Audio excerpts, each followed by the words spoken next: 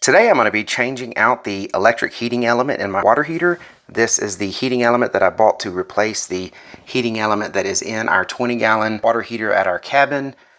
And it doesn't get a lot of use, so it could be corroded in there, but you have to have a special tool to get in there and get that thing out of there, and that's what I bought this for. So I'm going to go ahead and make sure this thing works and does what it needs to do and get that element replaced.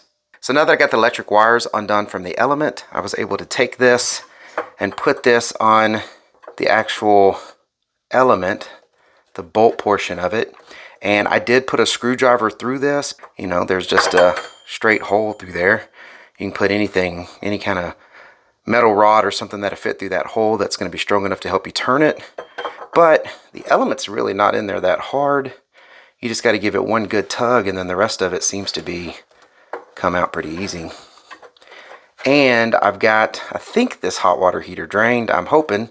If not, I'll find out soon enough. But just wanted to say that yes, this tool does work really well, and it grabs exactly where it needs to be, and it even has this on the other side. So if you need to put, let's say, a crescent wrench or something like that, or a big wrench on this, if for some reason the screwdriver's not enough leverage, you've got this on this side that can really help you just knock this thing out, put a breakover bar, something like that on it.